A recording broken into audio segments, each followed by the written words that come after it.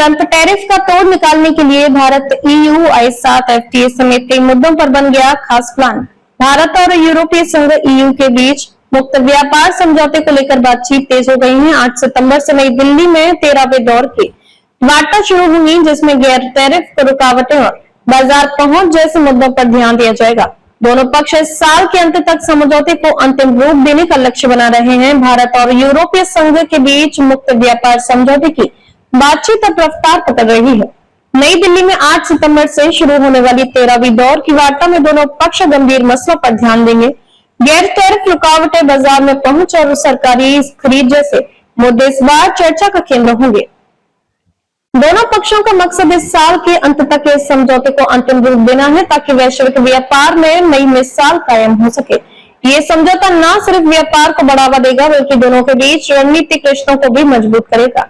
इसके साथ ही भारत और EU 2026 की पहली तिमाही में होने वाले भारत EU शिखर सम्मेलन की तैयारी में जुटे हुए हैं।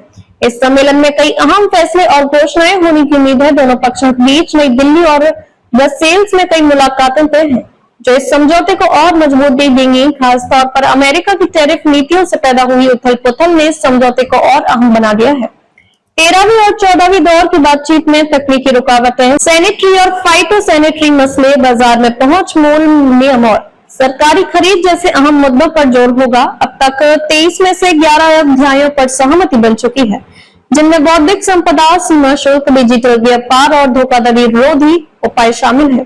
पूंजी आवाजाही पर एक और अध्याय जल्द पूरा होने वाला है। दोनों पक्ष जुलाई में आदान प्रदान किए गए सेवाओं और निवेश के प्रस्तावों पर भी काम कर रहे हैं, ताकि सही संतुलन बनाया जा सके।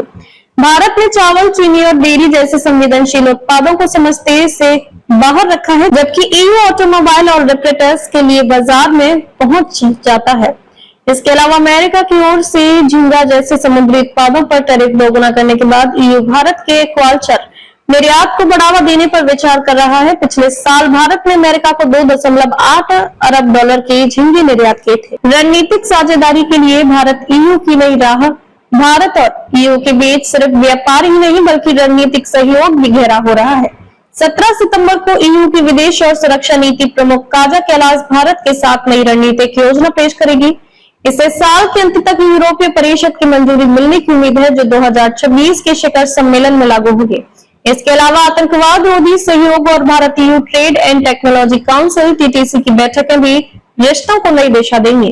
TTC कृत्रिम बुद्धिमत्ता, क्वांटम कंप्यूटिंग और रक्षा जैसे क्षेत्रों में सहयोग को बढ़ावा देता है। विदेश मंत्री S जयशंकर 9 से 10 नवंबर को ब्रसेल्स में इंडो पैसिफिक फोरम में हिस्सा लेंगे, जो दोनों पक्षों के बीच रणनीतिक बातचीत को मजबूत करेगा।